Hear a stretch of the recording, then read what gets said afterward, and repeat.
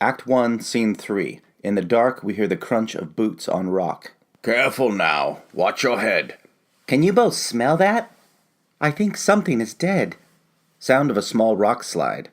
Grandfather! Are you all right? Of course I am. Look to yourselves. It's about time we had some light.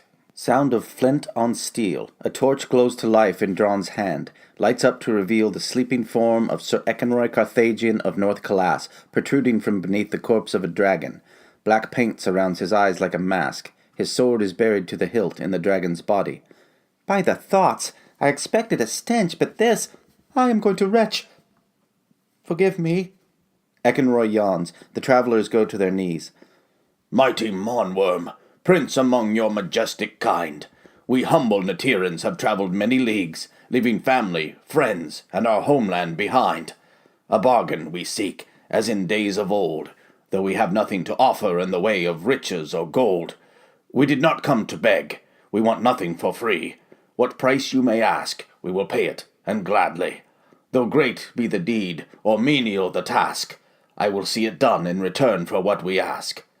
I am not a young man, but I have much strength left.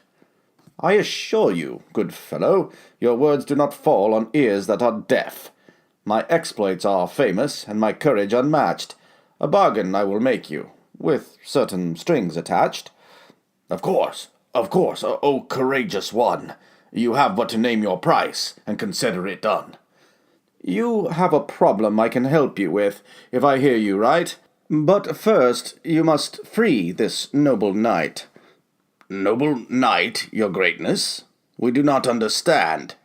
Ekenroy waves a hand. Sir Ekenroy of North Calas, at your service, if you would be so kind as to lend a hand. What have you done? This cannot be. I have fulfilled my duty, sir. I have slain this beast for king and country. We have journeyed far to bend this ancient creature to our cause. You may find that difficult. Drawn raises his staff threateningly. This outrage defies the most sacred of nature's laws.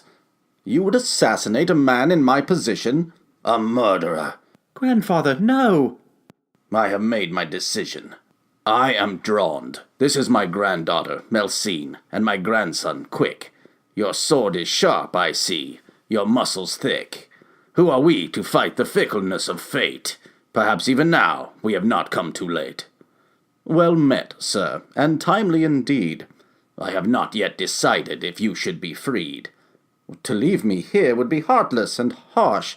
Has honor deserted the people of the marsh? The life you have taken was stately and sacred, the most fiendish act that could ever be done, and yet impressive. We will help you, knight, but if we do you a service, you must do us one. Whatever it is, I will aid if I can. We desire the death of a dishonorable man. The code of my order is a covenant most strict.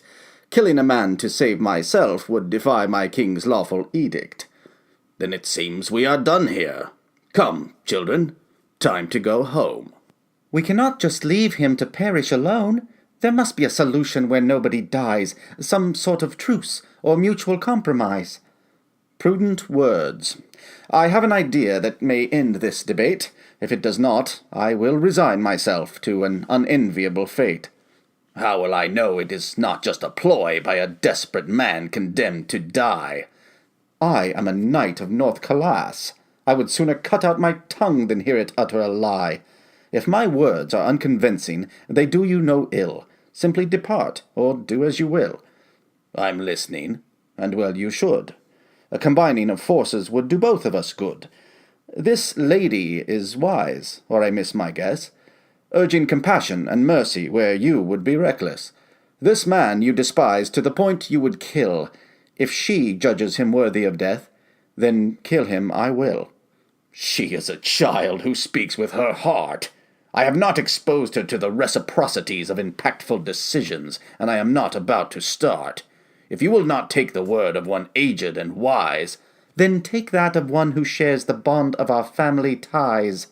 Lest you forget, grandfather, in your haste and your rage, that blood has bound us all regardless of age.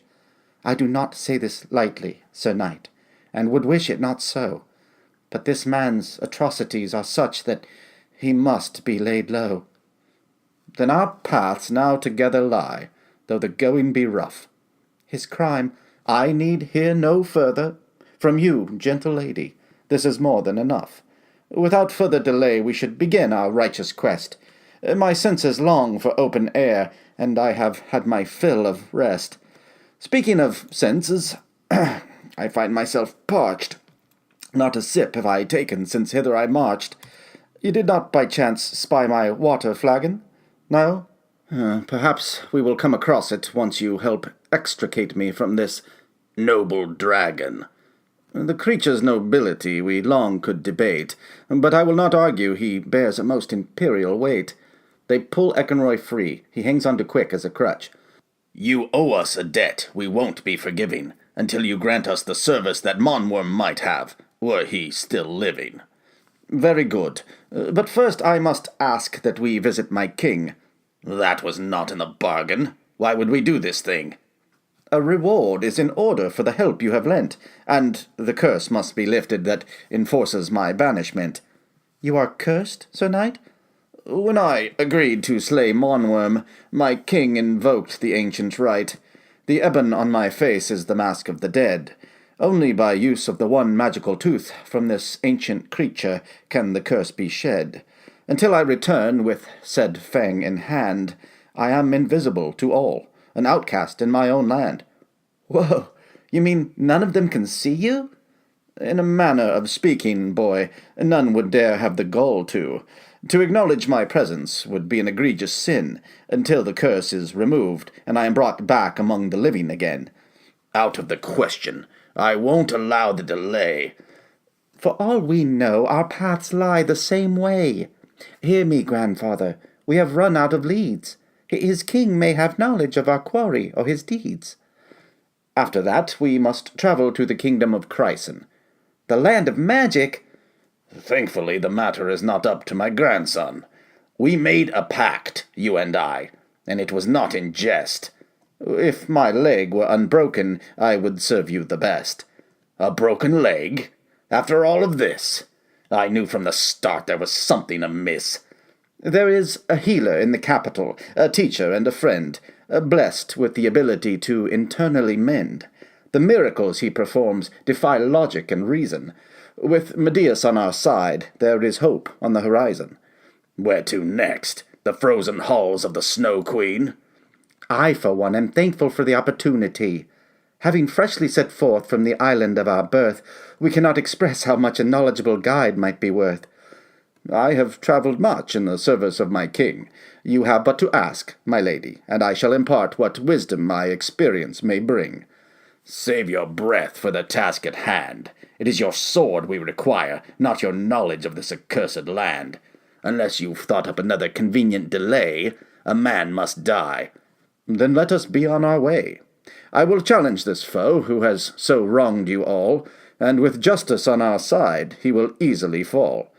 Be warned, Sir Knight, this man is Quick! A most renowned blade. It matters not what reputation he hath made. I am accounted the greatest warrior in all the land. Be he no more than mortal, he will die by my hand. At least we have learned that modesty does not afflict the people in this place. We will hold you to your word, a bond you cannot erase. Great. We come looking for a dragon, and we find him dead. It may be we were lucky to find Sir Eckenroy instead. So he is cursed, and we are blessed. Cursed and crippled, nonetheless. One more thing before we move forward. If you could be so kind as to retrieve my sword. Drond wrenches the sword free.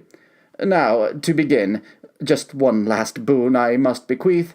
If you would assist me yonder to the dragon's teeth. The prince of dragons may not have been light, but the same may be said of a one-legged knight. My manservant, I fear, may not have survived, for he would have discovered me were he still alive. Or perhaps he was injured when the mountain did shake. I will not believe he deserted me at the first chance that opportunity did make. Raquel's manner was rough, but I know he would be true to the end. Hold here. Might I beg your dagger, friend? Drond unwillingly hands him a dagger as he begins to pry open the dragon's mouth. Though we had conflicting opinions of what was wrong and what right, I had hopes that one day, with training, he would become a most proper... Thief!